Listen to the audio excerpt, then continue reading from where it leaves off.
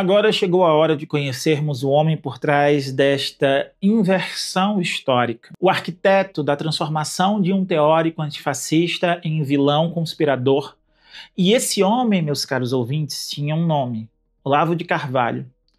Não estamos falando de um acadêmico respeitado, não estamos falando de alguém que trabalhou anos nas universidades estudando Gramsci com rigor científico.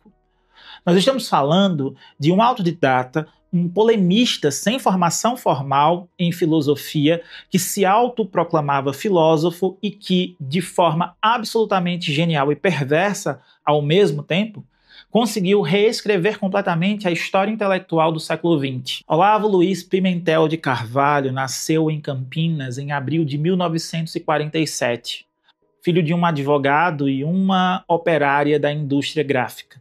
Cresceu numa família desfeita pelo divórcio, estudou pouco, apenas até a 4ª série do ginásio, e desde cedo desenvolveu um perfil de autodidata rebelde. Aos 15 anos, segundo ele próprio contou, abandonou a escola quando uma professora pediu para que lesse Joaquim Manuel de Macedo, o autor de A Moreninha. Ele disse que estava ocupado lendo Goethe, o autor alemão de Fausto. Já ali estava o padrão que definiria toda a sua trajetória: o desprezo pela educação formal e a pretensão de superioridade intelectual baseada no autodidatismo. O que é fascinante na biografia de Olavo é que ela é quase uma novela de transformações radicais. Nos anos 60 e 70, ele foi militante da extrema esquerda. Imaginem vocês, o homem que se tornaria o grande teórico anticomunista do Brasil começou a vida como um jovem revolucionário de esquerda. Depois, passou por várias experiências espirituais, incluindo participação em seitas religiosas, chegou a ser internado em clínica psiquiátrica, trabalhou como astrólogo, sim, vocês ouviram bem, astrólogo.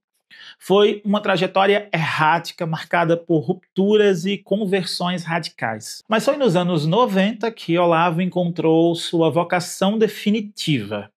Começou a escrever como articulista conservador em grandes jornais brasileiros, como Folha de São Paulo e O Globo.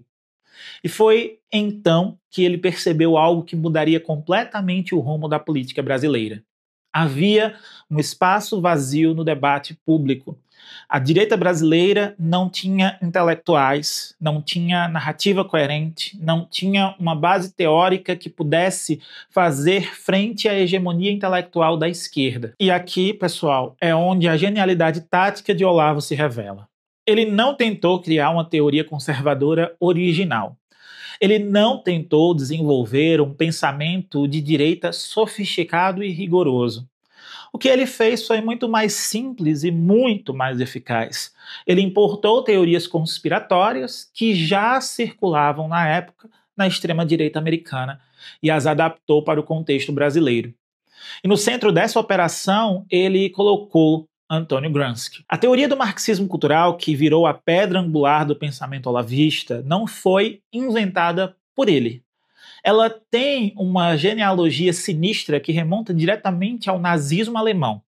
Nos anos 30, a propaganda nazista usava o termo bolchevismo cultural para atacar a arte moderna, o pensamento crítico e principalmente os intelectuais judeus. Era uma forma de criar um inimigo interno, uma ameaça cultural que justificasse a perseguição e, eventualmente, o extermínio. Depois da Segunda Guerra, essa teoria hibernou por décadas até ressurgir nos Estados Unidos nos anos 90. Figuras de ultradireita americana, como William Lind e Pat Buchanan, pegaram a velha propaganda nazista, deram uma nova roupagem e criaram uma narrativa sobre como intelectuais da escola de Frankfurt, Adorno, Marcuse, Horkheimer, todos eles refugiados que fugiram do nazismo para os Estados Unidos, teriam arquitetado um plano de longo prazo para destruir a civilização ocidental. Segundo essa versão, eles fariam isso promovendo feminismo, direitos LGBT, multiculturalismo, ambientalismo politicamente correto. Olavo pegou essa ideia, essa teoria importada e fez uma adaptação crucial. Ele colocou Gramsci no centro da trama.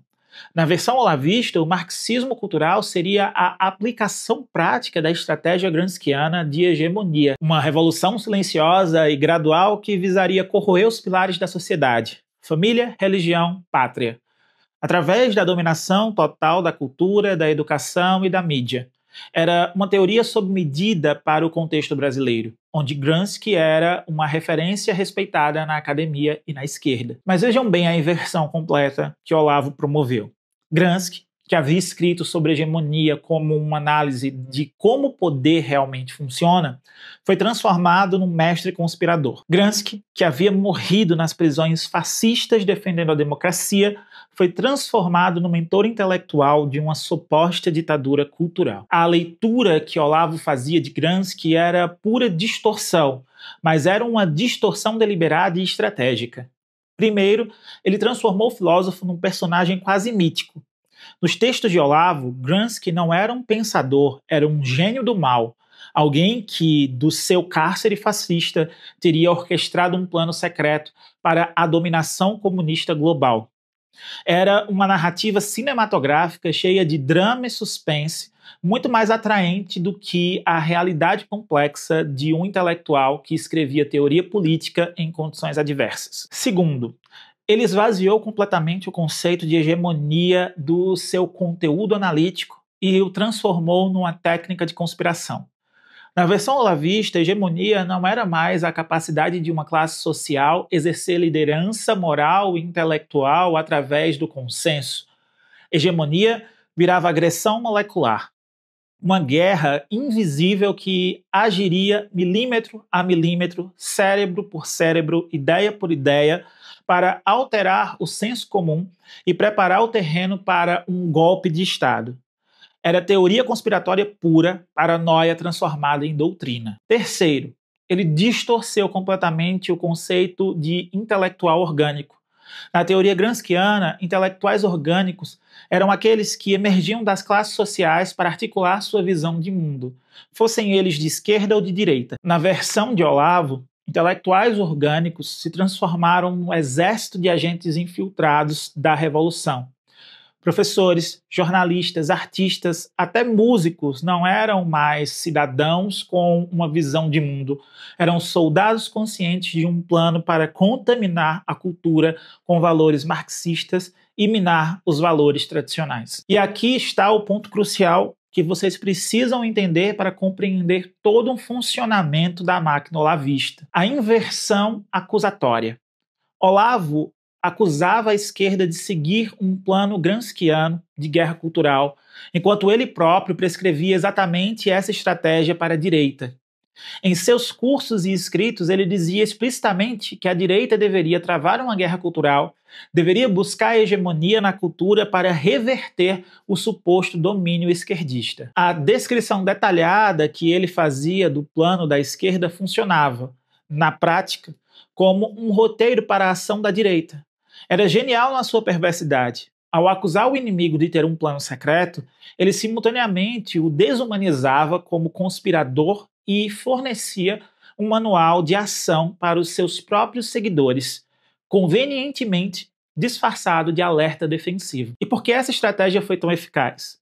Porque ela oferecia algo que a sociedade moderna, com todas as suas transformações rápidas e complexas, estava desesperada para encontrar: uma explicação simples e totalizante para fenômenos complicados.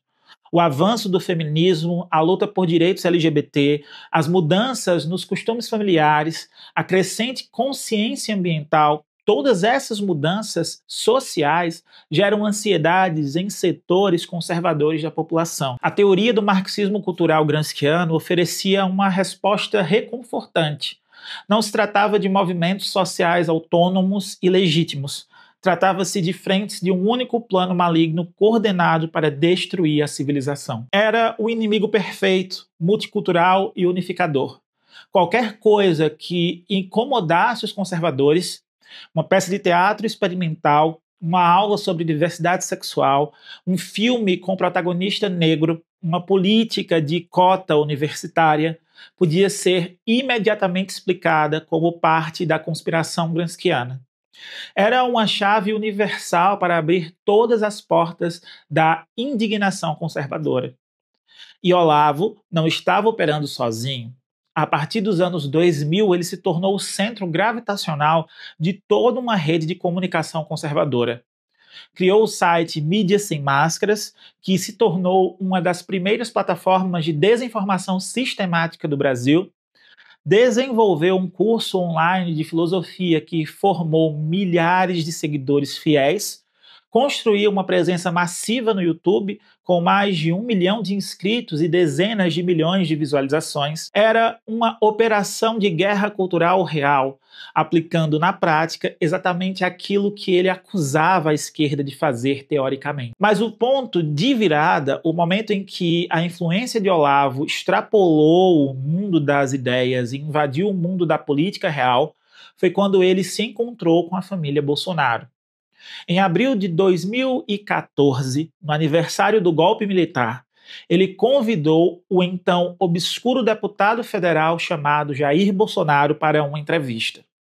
Ali começou uma parceria que mudaria completamente o rumo da política brasileira. Olavo não apenas forneceu a base ideológica, mas o movimento que culminaria na eleição de Bolsonaro. Ele atuou como um verdadeiro guru, indicando nomes para os ministérios-chave do governo.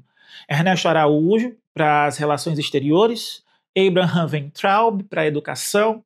A retórica da guerra cultural que ele havia desenvolvido ao longo de décadas foi efetivamente adotada como doutrina oficial da ala ideológica do governo Bolsonaro. E assim, meus caros ouvintes, uma mentira bem contada, uma distorção deliberada do pensamento de um filósofo morto há quase um século, se transformou em política de Estado no Brasil. O Gramsci fantasma de Olavo de Carvalho, que nunca existiu, que se tornou mais poderoso politicamente do que o Gramsci real, jamais foi. Era a vitória completa da ficção sobre os fatos, da conspiração sobre a análise, da paranoia sobre o pensamento crítico. Mas aqui está a ironia suprema que não podemos deixar passar. Enquanto Olavo denunciava uma suposta guerra de posição gramsciana da esquerda, ele estava aplicando de forma magistral exatamente a estratégia que o verdadeiro Gramsci havia descrito. Ele estava construindo uma nova hegemonia conservadora, disputando o senso comum da sociedade brasileira, criando seus próprios intelectuais orgânicos, seus próprios aparelhos de comunicação, sua própria visão do mundo. Ele estava construindo uma nova hegemonia conservadora, disputando o senso comum da sociedade brasileira, criando seus próprios intelectuais orgânicos, seus próprios aparelhos de comunicação, sua própria visão de mundo unificadora. A direita olavista não estava combatendo Gramsci, estava sendo gramsciana, não estava resistindo à guerra cultural, estava travando a sua própria guerra cultural, não estava defendendo a democracia contra a hegemonia, estava construindo uma nova hegemonia antidemocrática. Era o espelho quebrado da política brasileira. Acusar o inimigo de fazer exatamente aquilo que você está fazendo, com uma eficiência que deixaria o próprio Gramsci impressionado. E o mais perturbador de tudo, funcionou. Funcionou porque havia um vazio no debate público brasileiro. Funcionou porque a esquerda subestimou o poder das redes sociais e da comunicação popular. Funcionou porque uma mentira bem contada e repetida milhões e milhões de vezes pode sim se tornar verdade para milhões de pessoas. Funcionou porque, no fundo, muita gente queria acreditar que suas ansiedades e ressentimentos tinham uma causa externa, uma explicação simples, um inimigo claro contra o qual lutar. Olavo de Carvalho morreu em janeiro de 2022, vítima da Covid-19, doença cuja gravidade ele havia negado até o fim. Mas o Gramsci invertido que ele criou continua vivo, continua assombrando o debate público brasileiro, continua servindo de munição para os ataques contra universidades, contra professores, contra artistas, contra qualquer um que ouse questionar a ordem estabelecida. O fantasma que ele inventou se tornou mais real do que a realidade. A mentira que ele contou se tornou mais poderosa até mesmo do que a verdade. E essa é a lição mais importante que podemos tirar desta história. As ideias têm consequências. Quando você distorce deliberadamente o pensamento de alguém, quando você transforma a análise em conspiração, quando você substitui complexidade por simplificação, você não está apenas vencendo um debate acadêmico, você está moldando a realidade política, criando as condições para que certas ações se tornem possíveis e outras se tornem impensáveis. Você está participando daquilo que o verdadeiro Gramsci chamava de luta pela hegemonia. E, infelizmente, na batalha pelo sentido da obra de Gramsci no Brasil, foi Olavo de Carvalho quem venceu.